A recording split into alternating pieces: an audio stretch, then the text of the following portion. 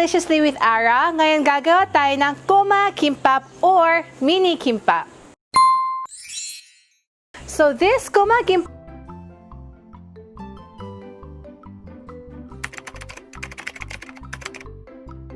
is actually a miniature version. We call this kasi ibig sabihin kiddie version, but it's actually just like a mini size one. You can make it in a very easy way, very simple, maliit lang siyang gawin, and we're gonna make it vegetarian version today. So I'm gonna be using our carrots. I had it shredded already, or you can slice it in a thinly. And I have here our pickled radish or tanmuji, and I have here, instead of spinach, I'm gonna use some kangkong leaves. So first, we're gonna be blanching our kangkong leaves. So init ko na yung ating water. And as we're boiling the water, I'm gonna add a little bit of salt just for the color, just to boost it up. So siguro I'm gonna add like around 1/4 or 1/5 spoon of salt, and pakukulang ko lang siya. And habang hinihintay ko siya mag-boil, we're gonna be cutting off our tanmuji or pickles. So this pickles is actually, you can buy this in Korean groceries. It's pickled radish. So we're gonna cut, dahil medyo mataba siya, this is a size for a regular kimbap, but because we're gonna make a mini version, hati natin siya sa side, sa half. So I'm gonna first cut this in half and pa-lengthwise din. So this kimbap, normally it's really just for like, you know, quick bite lang. So kailangan ng maliliit lang. So I'm just gonna half it on lengthwise and babalik ko siya sa aking plate. So now we're gonna be seasoning our rice habang I'm waiting for the water to be boiled. This is a very important part of our kimbap because kung masarap yung ating rice, ibig sabihin then our kimbap is already masarap. So I'm gonna be using 1 cup as our basis for measurement. 1 cup can come up with around 8 pieces of mini kimbap. So I'm gonna put our rice here. So just for measurement wise, this 1 cup of rice. So sa 1 cup of rice, I'm gonna be needing 1/2 teaspoon ng maliit. So around this much of our salt, I'm gonna season our rice. And for sesame seed, I'm gonna use around 1/2 to 3/4. Actually, you can be as generous as you want with sesame seeds. And I'm gonna be needing our sesame oil. So for sesame oil, I'm gonna need around 1/2 teaspoon. Or you can add more if you want. And then haluin lang natin siya.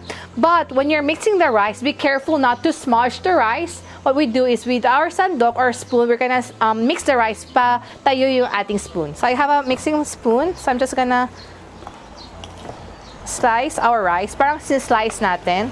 And be careful not to use a very hot rice. Kailangan medyo parang palamigin na siya. Not palamigin, but medyo release yung heat because once you touch it, it has to be, baka ma-burn ang ating fingers. Or if mainit, when we put it on our magka-crimple yung ating seaweeds. So, we're just gonna mix it para ma-fully coat yung lahat ng flavors. And lasahan na natin. We'll taste our rice and see if it's okay na yung lasa niya. So if gusto niyo yung parang alat niya, the level of the aroma from the nutty flavor from the sesame oil, that is really good for our use mamaya. So now our water is boiling. I'm gonna blanch our kangkong leaves, or you can actually use spinach, just very shortly, siguro mga 10 seconds. Just para lang medyo maging matamlay or mamatay yung kanyang ano. So for around 10 seconds, I just blanch it very quickly. I'm gonna turn it off that quickly. Parang sinasaw lang natin siya sa hot water. And then I'm gonna strain it. So I'm gonna strain it very well. And medyo main siya ng konti, but I'm just trying to squeeze some water off. So I'm gonna leave aside my kangkong kasi medyo main siya ng konti. And I'm gonna get a frying pan para ma-stir fry ko ng sandali lang yung ating mga carrots kanina. So just a very little bit of our cooking oil. Just konti lang pang drizzle. And I'm gonna add my carrots. And just a sprinkle of salt. You know, the sweetness of carrots, lalo siya lumalabas once it's cooked in oil. So just quickly, siguro mga 30 seconds. So I'm gonna turn off my fire. So that quickly, after I just drizzle it on fire in some oil, i-set aside natin siya para lumamig. And habang hihintay natin ang ating carrots na medyo lumamig siya from the heat kanina, I'm gonna season our kangkong leaves. So I'm gonna add here just only our sesame oil. I'm gonna add around half a teaspoon, sorry, and a little bit of salt. Siguro around 4 4 or 5 pinches. Or probably around 1/4 ng ating teaspoon. Just konti-konti lang. So now we've seasoned it. And as long as we just have these 3 kinds of our vegetable version, of course, you can change whatever you need as long as your rice is properly seasoned and we have the proper seaweeds to use. So I'm gonna be using our kim or the seaweeds. As you can see, it has to be not the roasted and the salted one, but just a parang like this. And one side is a little bit rough, and the other side is medyo smooth. What I'm gonna do is I'm gonna cut this in 4 squares. So I'm just gonna get around 2 sheets, and then hahati natin siya in half, lengthwise and crosswise. So now 1 cup of rice can come up with approximately around 8 pieces of this. So I'm gonna put 1 here. And important part is we're not gonna be using the whole part. We're only gonna put the rice 2/3 also. Same with the way how we make a regular kimbap. So we're gonna get a spoonful of our rice. And para hindi siya dumikit, we're gonna dip our finger in konting water and spread the rice evenly. Manipis lang. And we're gonna put our carrots, our tanmuji, and our kangkong leaves or spinach, whatever you have in the house.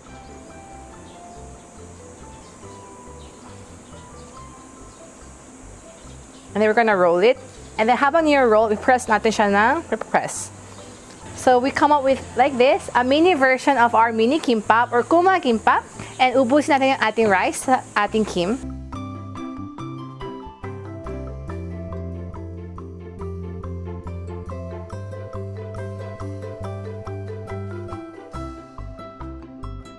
So, tapos na yung ating kimbap, but we're gonna make a special sauce that we can do it for our dip. It's very simple. First, kuha tayo ng water. We'll just use 1 tablespoon of water, 1 tablespoon of our toyo, 1 tablespoon of our vinegar, and around half a tablespoon ng ating sesame seed. And if you have any kinds of syrup or honey you can use, so I'm gonna use agave syrup. Paubos na yung aking agave syrup. I'm gonna need 1 tablespoon. And just for an additional kick, I'm gonna use wasabi. You can use wasabi or mustard, whatever you have in the house. So I'm gonna be needing only half a tablespoon. So konti lang, kasi medyo spicy. Just to give an extra kick. And haluin lang natin siya. And as long as the wasabi or the mustard and all the ingredients have melted, so here's our special sauce. I'm gonna put it on a small saucer. And before we serve, just to give an extra gloss, I'm gonna top our kimbap or mini kimbap with sesame oil. So I have a very small brush, just for the extra gloss. And I'm gonna put some sesame seed just on the top lang. Tada! Here is our mini kimbap or kimbap. I made a vegetarian version, but you can actually use whatever you have in the house as a stuffing. Very simple to make, very masarap. Hope you enjoy cooking. See you next time. Bye!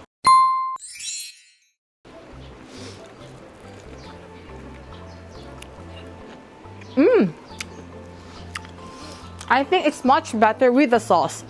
It has the vinegar and then the mustard.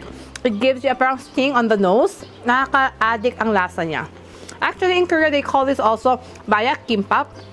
MaYak means parang drug because the nakaka-addict yung lasa ng kimbap. So I think you're gonna love it too.